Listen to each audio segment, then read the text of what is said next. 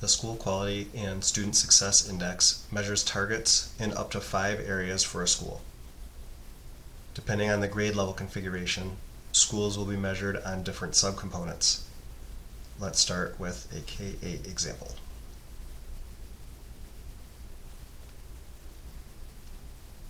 In this example, we have an elementary school, and the School Quality and Student Success Index is 71.17. This means that this school is 71.17% of the way to meeting all of the targets set in the ESSA Plan for School Quality and Student Success. Let's click View More to see some details. When we click View More, we're taken to the Combined screen. And on the Combined screen, I would like to first point out the difference between K-8 buildings and buildings that serve high schoolers. For your K-8 buildings, we are only going to look at on-track attendance, access to arts and PE, and access to librarians. We will not be considering advanced coursework or post-secondary enrollment. We can then click on each of the individual tabs to see some more details. First, we'll click on the on-track attendance, and this is set up very similarly to other parts of the index. We'll look at the all students student group. There were 399 students at this school. 133 were chronically absent, and 266 were not chronically absent, which means that 66.67 of the students were not chronically absent. And this is 72.18% of the way to the on-track attendance target of 92.37%. This is then figured for each of the subgroups and tallied over in the right column. As with other areas of the index, anything that has 3 asterisks means that there are less than 30 students, and that is not counted in the index. So in this case, our all students, white students, economically disadvantaged, English learners, and students with disabilities will make up this portion of the index. Next, let's click on Access to Arts and Physical Education. When we get to the Access to Arts and Physical Education tab, we can see that we're only considering the all students. There are no subgroups that are considered. In this case, there are 371 students. There was an FTE of 2.4 arts or PE staff.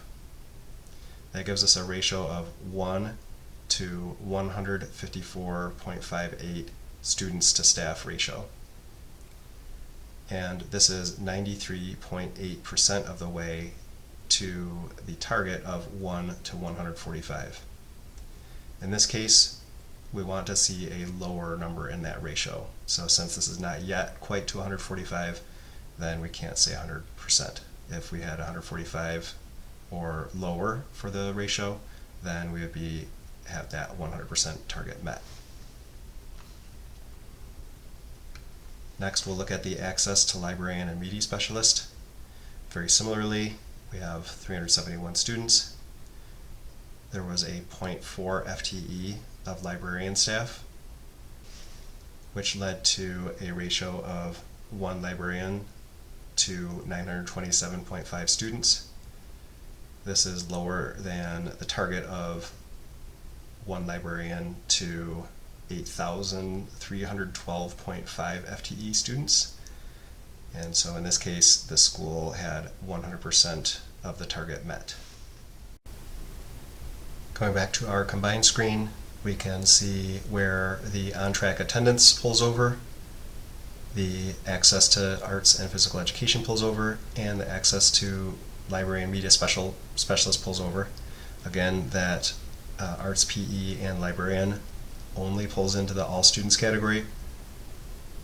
Those values are then brought over to the combined column, and we get an overall School Quality and Student Success Index for the school of 71.17. That 71.17 pulls back over onto our overview page, and combined with all of the other pieces of the school index, helps to lead the school to 63.71 overall index, meaning that the school is 63.71% of the way to meeting all of the various targets. Next, let's look at a high school example. Here we have a high school with a school quality and student success index of 70.71, and we're going to go ahead and click the View More button. And our combined screen looks just like the K-8 screen. It lists all the different areas, but this time the access to arts and physical education and access to librarian and media specialist will be blank. We will have content on the on-track attendance, advanced coursework, and post-secondary enrollment. So let's go ahead and click on on-track attendance. And on-track attendance works just like it did with the elementary. I'm not going to go through this example. So let's pop over to advanced coursework. And let's work through the all students. In this case, we have 1,003 students. 530 of them completed the advanced coursework, which is 52.84%. And our target was to have about 49.82% of the students completing advanced coursework in 11th and 12th grade. And so since 52.84 is more than 49.82, then we have 100% met for advanced coursework in our all students category here. And post-secondary enrollment, looking at the all students, there were 464 students, 274 enrolled in post-secondary. That's 59.05%. Our goal was that 74.1% of the students would enroll in post-secondary within 12 months. So for the school in the all students category, we're 79.69% of the way there. And as with all of the other indices, these come back to our combined screen, and it's calculated across for each subgroup.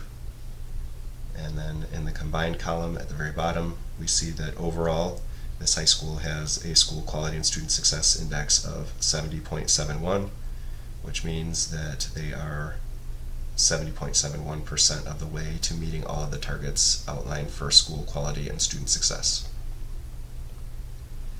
That 70.71 is brought back over to our main screen here. It's combined with the other up to 7 indices and provides our overall index value.